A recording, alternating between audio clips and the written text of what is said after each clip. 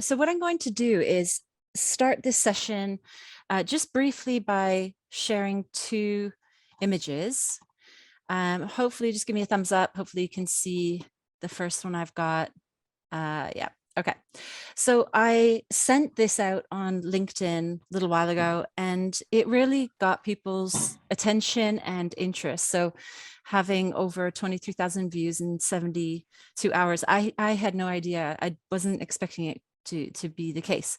So I then became very interested in this space, and I can drop the link in the chat for you to read, but really discussing fraudulent therapy provision, in some cases on social media, and charging a lot of money, and just a lot of other stuff once you start to get into it. So that's sort of just part of the story, I think, that we need to look at. What is qualified, what is not, what is training, what is not. But from my own personal perspective and the research that I do, I find this quite interesting as well, because I work with a lot of like hip hop artists, rappers, and they are not therapists by a long way. They talk about mental health and they can relate to their audience. But I just wanted to share, I guess, a lens that I lean on quite heavily. This is a paper that was published in BMJ, and it was about a rapper named Logic. And the rapper did multiple live performances at MTV Awards and various places. And what these researchers in Vienna, Austria did was look at the calls to Lifeline after these events. And then they noticed that there was an increase in suicide prevention calls. And what was also very interesting in this temporal analysis is that they showed there was an actual reduction in the number of suicides above and beyond expected rates.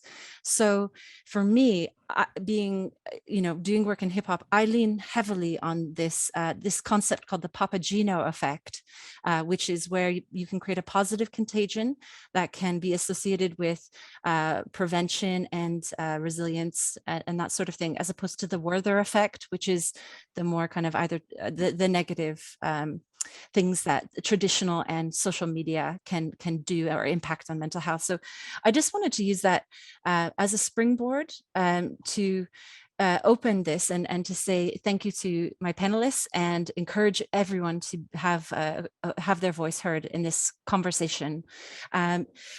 Yeah, so I'd like to ask, let's start with Jessica. If you could just briefly introduce yourself, say hello, your profession, and that kind of thing. Certainly. Hi, everyone. It's early morning for me, so good morning, good afternoon, evening for everyone else. I am a psychologist, a licensed psychologist in the United States, and I specialize in working in the digital play therapy realm. I've written and spoken and been excited and interested in all of this for quite some time, so I'm happy to be here.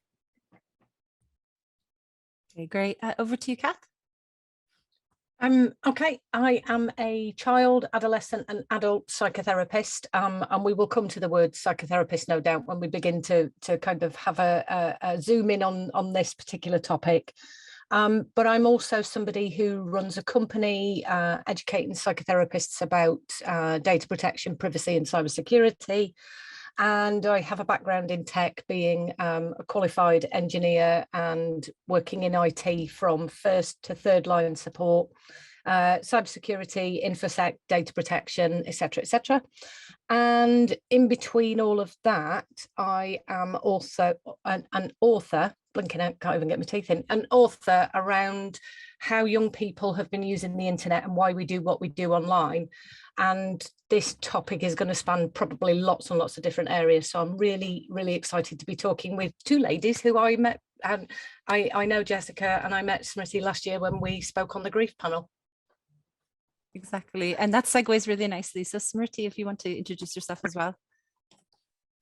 I am a licensed therapist from India, a clinical psychologist, a licensed clinical psychologist from India, and currently chief psychologist international for an organization called Wysa, which has a digital platform blended service AI plus mental health coaching. And that's about it. I'm very, very passionate about training and ethics, both in the field of mental health and service delivery. Okay, wonderful. I'm going to occasionally light moderate or ask questions. And my first question, being a complete novice outsider, is how many different types of names are there that someone could call themselves? Everything from coach, occupational. I'm going to stop because I just don't know. And I'm seeing this from, let's say, a user perspective. How would I even know where to go? So, but let's start with the names. Can we just spit out a bunch of different names so I feel that I know more? Well, therapist, counselor, psychotherapist, psychologist. In the US, it gets even more confusing because we have a school psychologist and a psychologist, and they really don't have anything to do with each other. The training is phenomenally different. Anyway, what other names do you guys have? Counseling psychologist, clinical psychologist, psychotherapist, clinical social worker, and well-being coach, and mental health coach, and health and well-being coach, Life coach. life coach, relationship coaches.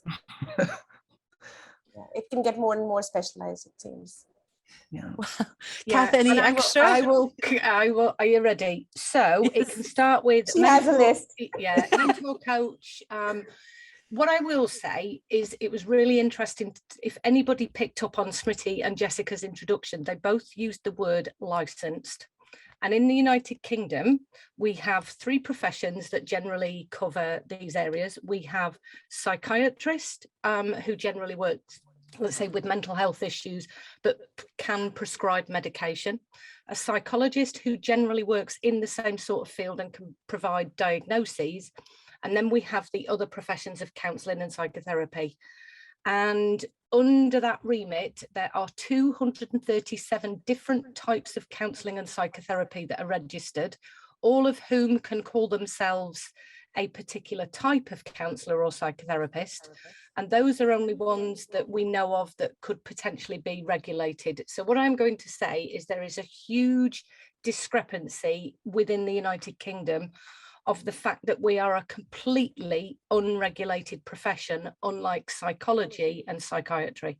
So that gives you a broad spectrum, Becky, to even begin with the fact that we could use any title as long as we wanted to put it above our door and say, I've read a book, I read, I don't know, Jung's interpretation of dreams, and suddenly I'm now a depth psychotherapist.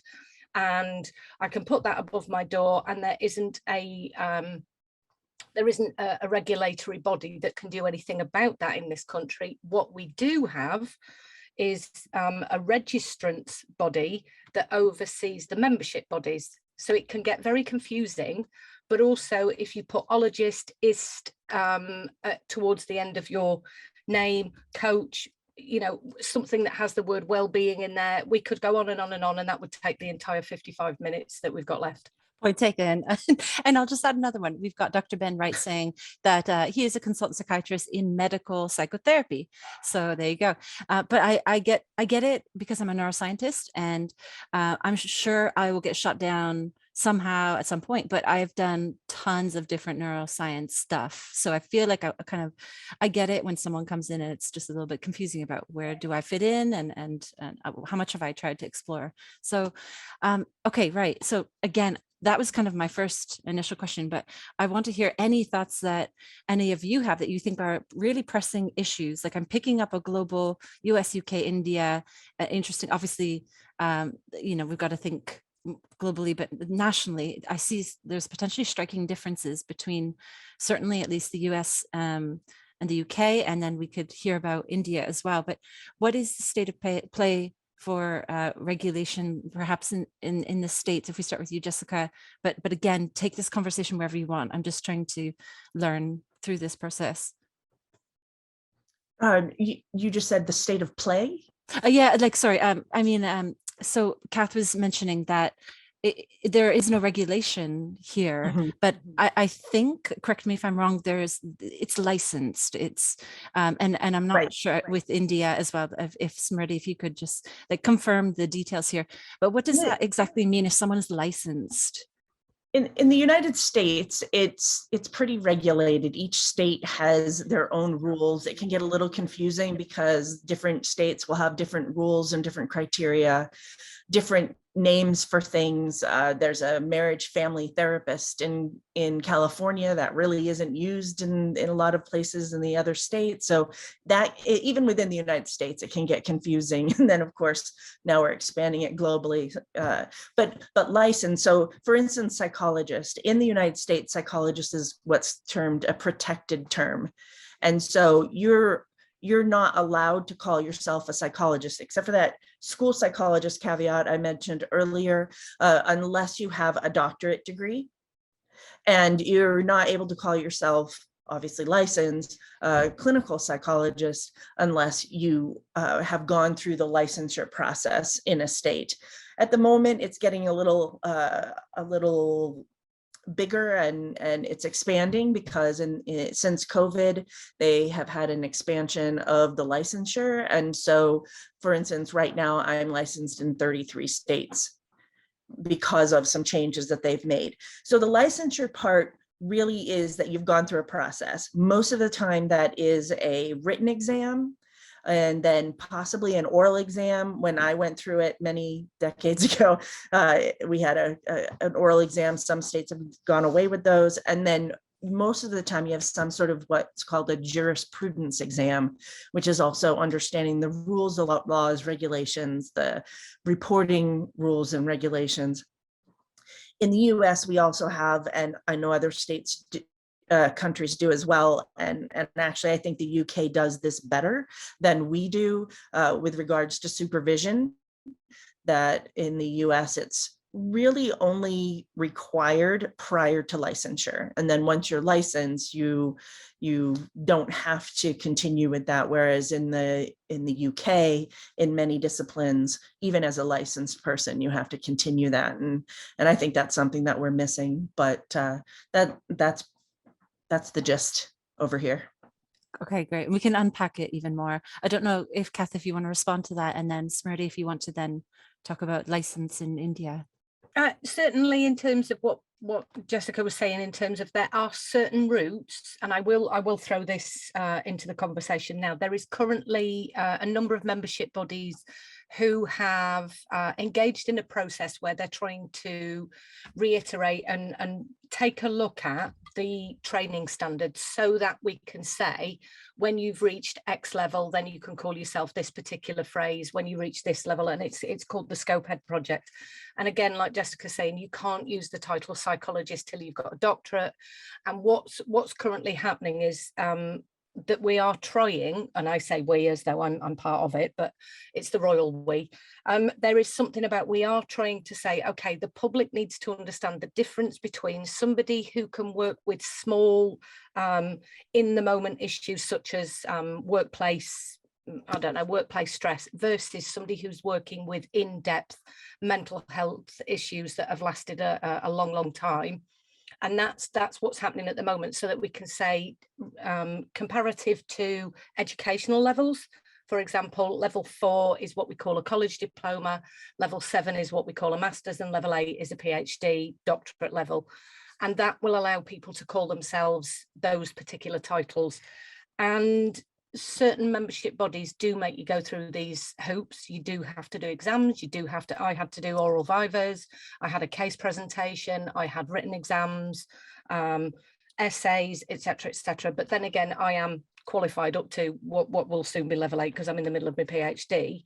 There is something about, I can use that term and know that I can work with the deeper mental health issues versus somebody who's done low-level training at a college who may not have that depth of understanding. So yep, we have that, but again, Jessica, it's only certain membership bodies that suggest about supervision, and again, that's as varied as it is long, with people working with children under one membership body only having 1.5 hours per month, regardless of how many contact hours they've had.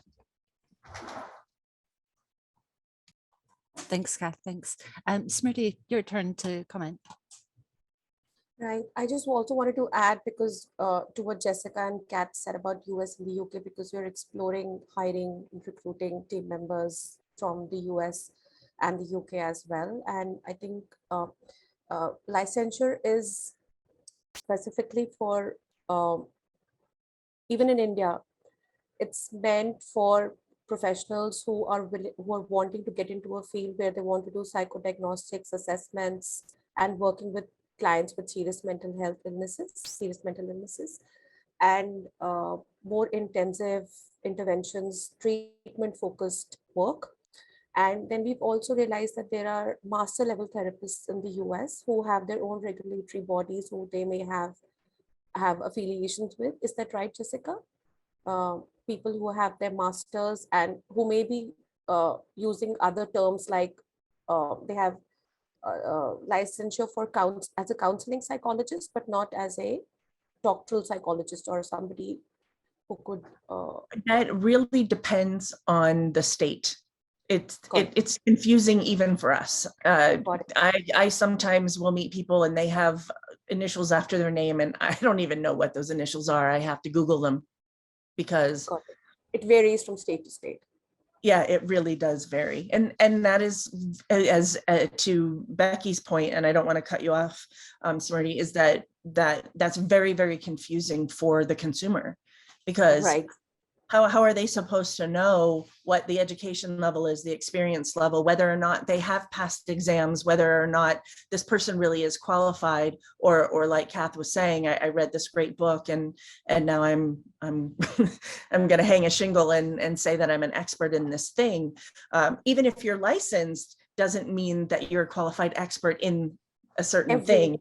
Correct. You know, it's not a perfect system even in itself to be licensed, but at least you know this person has passed a certain standard to be able to work with people. Sorry, I didn't mean to inject in your. No, I absolutely asked for that because as we are recruiting, I do come across these terms and it always helps to get more insight into it.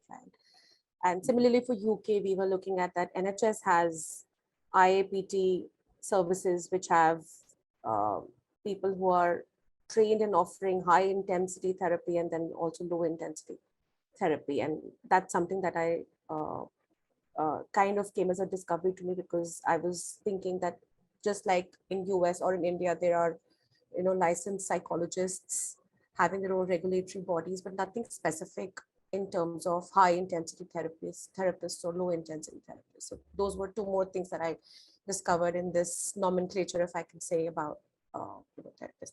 So in India, we have the protected term is clinical psychologist, and there is a specific curriculum that's been designed, keeping in mind the competencies that would be needed for somebody who's working with people with serious mental health conditions, who would be doing assessments, diagnostics kind of work. And then we have counseling psychologists. These are broadly two distinctions that exist here, not a lot many terms.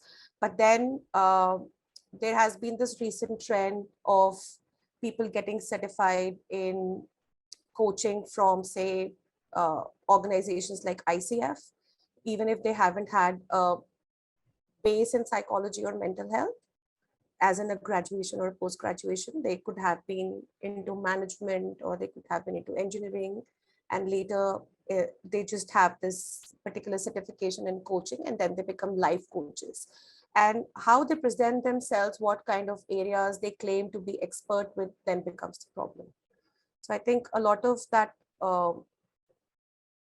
onus lies with the organization imparting training, letting them know these are the kind of claims you can make once you get a certification or degree from here. Because I think it gets as confusing, or maybe it's more lucrative to have those claims and get people coming in, because it's also because how the terms depression and anxiety are being used in our everyday language, right? So if you say depression, anxiety, it can attract all kind of clientele to you, and then you do not know where to stop and draw that line. A really good point. And I'm not asking each of you as individuals, but in my head, I wonder, is there a therapist who would say, actually, I'm overqualified to to help you, and I'm going to point you somewhere which probably is maybe more affordable or just a little bit tailored to your needs. I don't know, but I find that I'm guessing it doesn't happen as often as the opposite, but I have no idea. So I'm just noticing the chat and wondering if Jeff, if you wanted to ask your question or have it, because I'm trying to focus on both. This is so fascinating and I'm learning so much. But if you're happy to speak to the thing that you said in the chat, or I can read it out for you, Jeff, whatever you. While Jeff's doing that, ethically, under the membership body I'm with, Becky, if I was working with somebody and my costs were too high, or, you know, there's something about this is where therapists can actually move into that harmful space, and it does have that very cautious edge, but ethically, I am trained to work with trauma. That's my specialism, and I work with trauma. So if somebody comes to me for a lesser issue, I don't say I'm overqualified. What I say is, I'm not sure I'm the right person for you. I think you would be better suited to and it's ethical that I do that. However, I have had people coming to me saying, you're not going to keep me here for 10 sessions, are you? Because that's what I was told by the last therapist, is that I needed 15 or 20 or 30. So in my contracts, I actually tell people why 16 to 20 sessions is recommended for adults, why X number of sessions is recommended for adults, and I always lean on the research. But I do know that no, not everybody will say that they're under or overqualified, even though it's in our ethical guidelines to signpost and refer on if so. Okay, wow, thank you. I think in larger setups, I think the introduction of the step care model was to prevent provider burnout, as well as to guide consumers and service users to matching them with the right kind of professional, that this is who, this is a person who can address your concerns because they are trained in it, even if it means that I'm being sent to a coach for my everyday issues I'm struggling with. And they don't require a counseling psychologist or a licensed clinical psychologist to work with me. It is reducing the burden on the other two professionals who may have a long queue of clients waiting to meet them as well.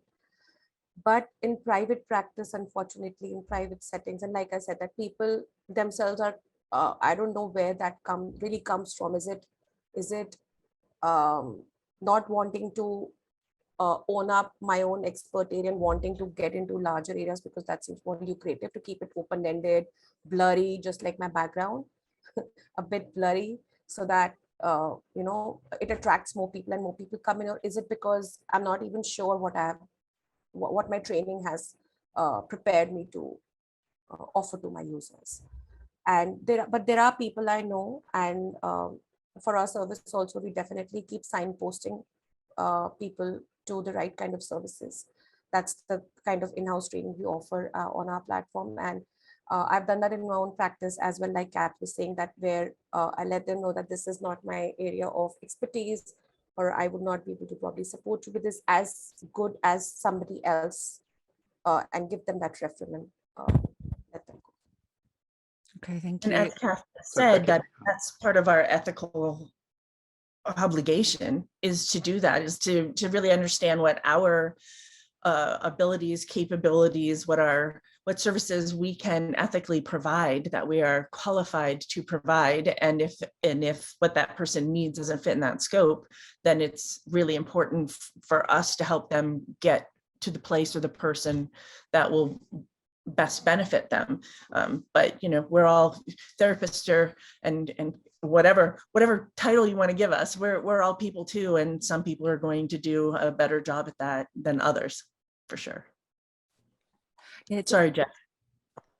That's okay. Yeah, so just put a slightly different perspective onto it, coming at it from the digital developer point of view. And I'm probably representative of a number of companies building out platforms for use by therapists and mental health service providers. And we call ourselves Safe Space One because we want to build a truly safe space where online therapy can occur. And one of the things that concerns me is that somebody could buy my platform and represent themselves as a therapist, and I wouldn't know if they were or were not. So one of the things I want to be able to do is to build into the platform some form of validation check. Now, if I'm dealing with a service provider, I can pretty much rely on them to do that assessment. But if I'm selling to an individual, that's a very different problem. And so it's the Zoom problem, except I want to take on the responsibility of the Zoom problem. And so I have had discussions with insurance companies here in the UK, quite disappointing discussions, to be totally honest. You know, the only thing they say about the online therapy space is it worries them. And that's a you know, a non-attributable comment, by the way. So they're not really in a space where they think they're ready for it, but I think they're possibly one of the support tools that could be used, because one assumes that when they're identifying a therapist, that they are validating them at some level. So question number one is really around that. Is the insurance route a viable first step to consolidate this mass that Kath very eloquently laid out of confusion? And I think I had a second question in my head. No, that one will do for a start. Let's stick with that one. Okay, yeah, let's go digital. I've got lots to say on this, but let's hear from the panel.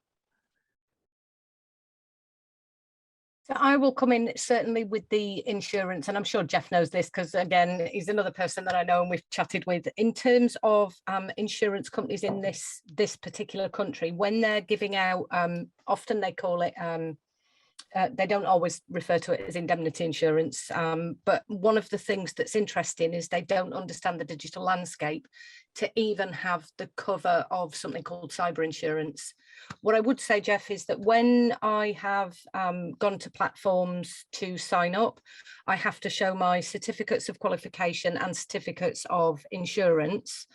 And within those platforms, again, you're trusting the platform to hold that data within their systems, and many of those systems use upload or emails, and again we're back into that, you know, the ethics and confidentiality and protection of my documents, because that's my data that I'm often uploading, and quite cross at companies not understanding why I get so I'll be colloquial, arsey about it, and why I want my data protecting on the platforms. But again, as I said to you in the chat, you can get indemnity insurance if you haven't taken accredited or registered training, because if you set yourself up as a counsellor and say that you've had to, I don't know, you've been to a training place that gave you a CPD, like Smriti was talking, you go and do a life coach qualification. So I've trained under something called IEMT.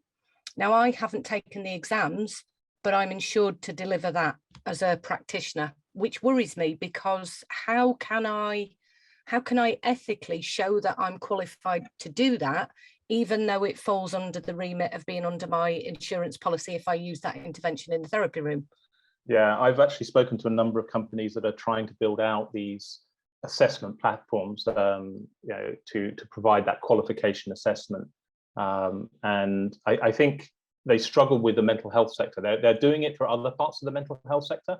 I'm aware of a very interesting one being utilised in the NHS to validate clinical individuals as being clinical in a digital context, and using blockchain to do that as a secure way of sustaining that qualification and just having it as a verification tool. So I think there are techniques and technologies coming out, but what I found when talking to all of these companies, and I think I've spoken to 5 now, so there's 5 that do this in general terms across other sectors. Once they start to really look into the mental health sector, it's just horribly complicated, as you've just articulated, Kath. I think it's really interesting about what data is to be collected as well. What is the necessary minimum of what each of you would feel comfortable with if you were coming to me and I said that I will look after your data, I will verify you every time you onboard with a new client or person. And so, yeah, so hand me your passport, hand me your DNA, you know, facial recognition, really, or just a 4-pin code, you know, what would you feel comfortable, or if you don't even feel comfortable asking or talking about your own situation, how far do we draw that line? And as Kath said, the bigger the amount that you put on the table or hand over to me, the bigger the risk. And I think that would be very attractive to cyber criminals for so many different reasons. So yeah, what is your level of comfort with this? to help your clients put their minds at ease that you are who you are? I'm registered on my membership body's website. However, we're going to go back to a conversation we had earlier on today, that if I was still with a particular membership body, people going to that membership body's website would have those 26 trackers and the cookies and the Google tracking, location tracking, etc., etc. And this has been a difficulty in explaining that to the membership bodies, that when they have a directory that's got my details on it, that actually the clients going to that directory are being tracked by other services. So of course it's that circular argument, but certainly I can validate who I am because my membership body, after my registration and accreditation, put my details up onto their website to say that she is a registered member of this. The same as often happens with clinical psychologists in this country and psychiatrists. You're on, for example, the medical board register. But again, if you're going off and doing that life coach with I don't know, whoever it is on a weekend, or naked therapy as exists, then, where do you put yourself?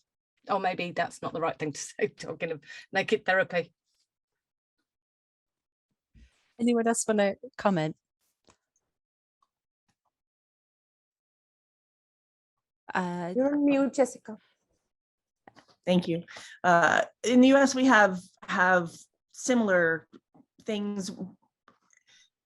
When I think of my professional information that's out there and accessible to whoever, it really is my office information. I'm very protective of what I put out there. We have, I think, the only place I'm really listed, 2 places, and they're both either credential and or my license, and I've selected the information I'm going to put out there. It still gives people, obviously you have to have an office address, right? And so you're identifying even where you are most of the time. When you think of things like, I work a lot with children, and children often have parents who have acrimonious divorces, and in that somebody always hates you. Almost always hates you.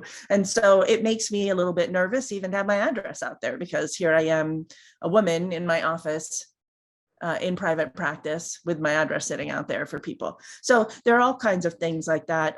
But as far as we do have some protections, and I'm sure others do as well, like we have what's called an NPI number, and it's an identification number that you have to qualify to even get, and that has to go on insurance forms.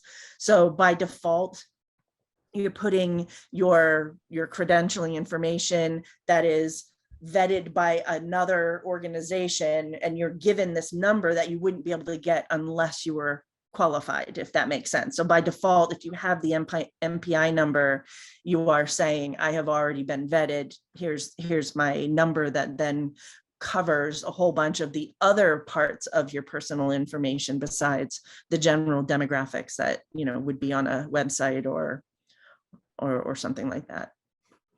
Right. Here for us, for the protected designation users, clinical psychologists, we have a register and we get a similar number like Jessica spoke about. And in our offices, it's mandated we display that registration certificate on our walls if we have a private practice, or that number on the website alongside your name and your qualifications. For counseling psychologists, till now in India, we did not have a proper regulatory governing body, but now a bill has been recently passed in our parliament where we are preparing a healthcare and allied professionals register. So soon they will also be getting a similar number. I'm hoping they will get a similar number in addition to being getting their names listed on the register, which will help them with kind of putting the basic minimum. But I think right now what a lot of what I see on the platform, digital service platforms, is that educational institutions, their titles, any other registrations with any professional bodies, and any numbers that they have, any licensure numbers, registration IDs that they have, that's what basically goes on with the profile of providers that are there on the platform.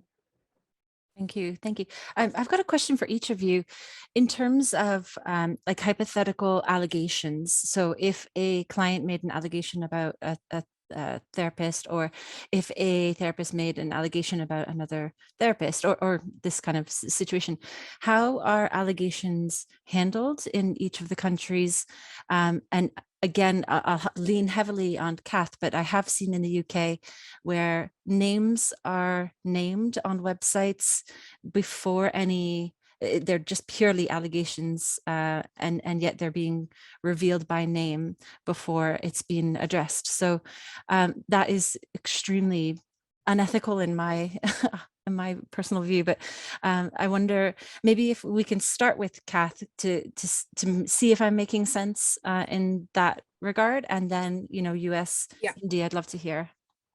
Yeah, so I think this is, again, one of those conversations that when it comes to ethics, it's interesting that the organisation that we're talking about has an ethical framework for the clients, but the membership of the therapists is not protected in the same way. So we actually have had in recent years a counselling and psychotherapy union begin to actually help support the therapists that also get the claims against them. So what happens in this country is, again, it is based on the membership bodies.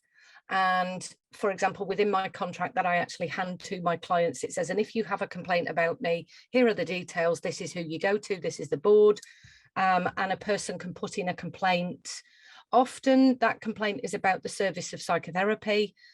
If they want to complain about something that I did on social media, that would not be upheld within the organisation unless it was something, for example, like bringing the profession into disrepute.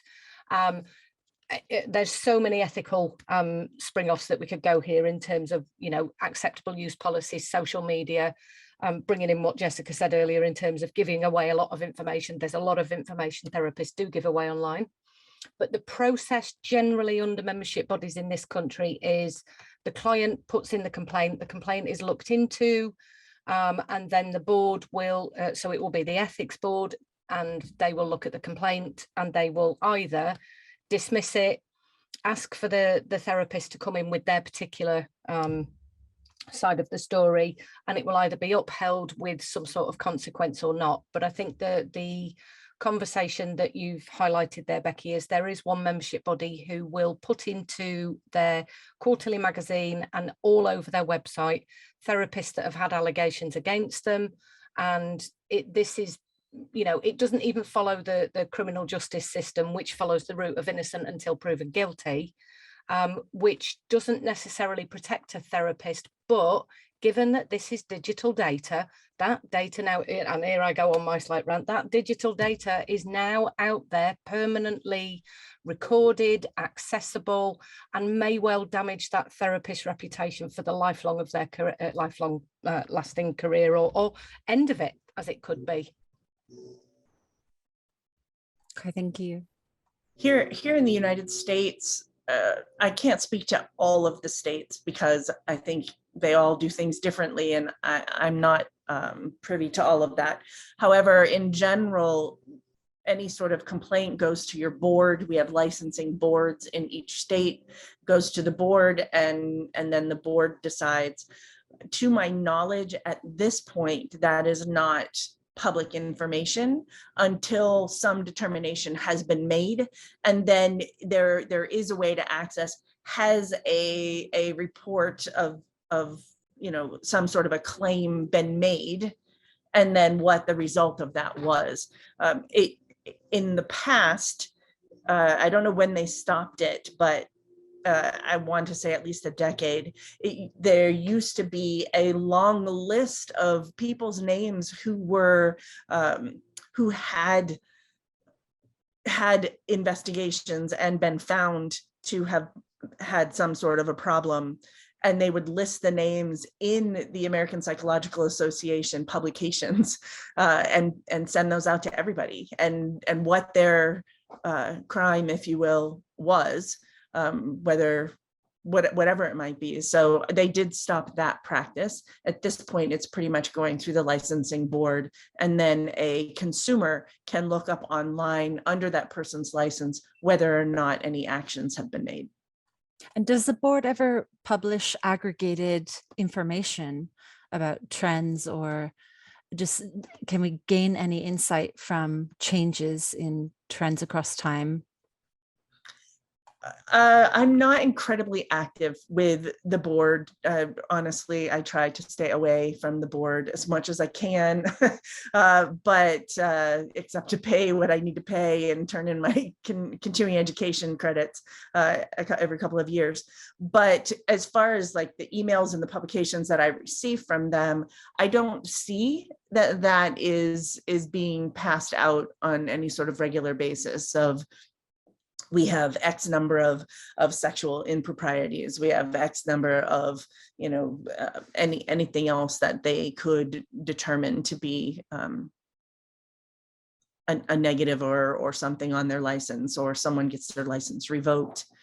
I'm sure they keep that data. I would hope that they keep that data so they see what they need to address. We certainly do have particular continuing education topics that become required as part of our licensure renewal. So you have to take a certain number of the jurisprudence type of classes. You have to take a certain number of ethics. You have to take so I would imagine that those are informed by this data that they can aggregate and decide where do we need people to do better. It's interesting. It raises a point of transparency, of, you know, open source data, and just knowing what are the risks in certain places, what are the trends, how valuable that would be to feed back in a safe way, rather than just, you know, believing in a process. But it's really challenging as well. Well, and that's a lot of what your whole, well, so many of our work revolves around too, is where are the lines and how do they get defined, of what information needs to be transparent for either specific or greater good, and what information needs to be protected and why, and who makes the determination, and how are those standards defined. And that is like the slippery slope of what so many of us are talking about and trying to figure out. Thank you. Thank you. And Smriti, if you want to jump in with your perspective. Yeah, Jessica, you summed it up so well. I think I loved the last bit of your response. I think you just summed up the entire discussion we had in the morning and then the one that we are having right now. It's indeed the slippery slope. And so here in India, it's only for the clinical psychologists that the body that gives us our registration number, that's the body where all that does grievance redressal for any complaints that come up with regards to the practice. Again, like Kat said, it won't attend to any complaints with regards to anything that's happened outside the therapy room or outside the clinic, be it social media or be it any other space outside therapeutic space. For counseling psychologists, unfortunately, clients still have to probably go to a consumer court or probably report it to a hospital or any other larger practice where these people are practicing, where these professionals are practicing. But yeah, that's about it about grievance redressal, the way it happens here. I don't have a in-depth knowledge about the processes because they aren't really laid out anywhere for anyone, and that's RTI that our professional body has just put into this registration body, that we would like to see what are the processes that are followed in grievance redressal. The names are not made public. We don't know if, who are the people in the past who may have been booked by this particular body for grievance redressal and what happened after that. So there is no data that exists around that. But also there is no information as to what the processes are like once a complaint is registered, and then what happens, what kind of scrutiny is done, what kind of papers, notes are checked, evaluated. There is little information on those processes, but we've just put up an RTI, a request for information on those processes with the government and with this particular body. Fantastic. Now, Jeremy has been so patient with his virtual hand up for a long time. So please, Jeremy, tell us anything you want.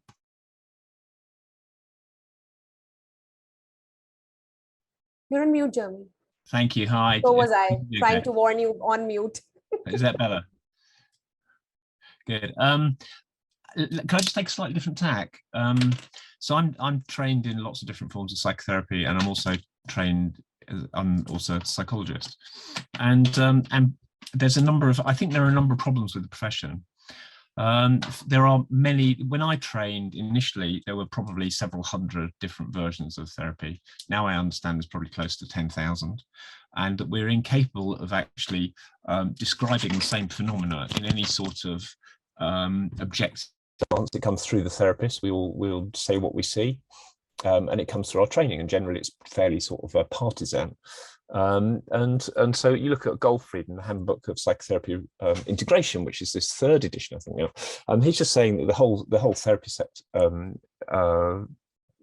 profession is in a real mess because we haven't got no decent data, as in clinical data, what we're seeing, how we see it, how it works, who does what, and how that works.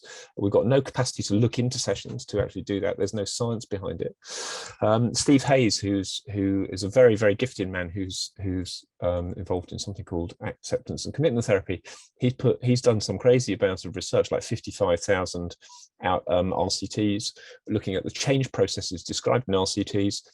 And I think he's pitched up about 400, clustered them together, and said that people are describing the same things.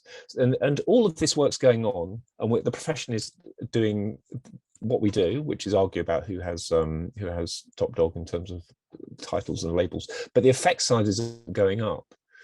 This is a major, major problem. The effect sizes aren't going up in psychotherapy. Someone just mentioned mindfulness in the chat, and the mindfulness solution to everything. All you need to do is this. The pop psychologist appearing on LinkedIn saying they've done trainings to do this, that, and the other, like has just been said. It's really, really worrying. We don't have, I think, technology, and let alone the idea of actually multiple clients actually making accusations about the same therapist, and us not being able to tally that together in some sort of decent technology.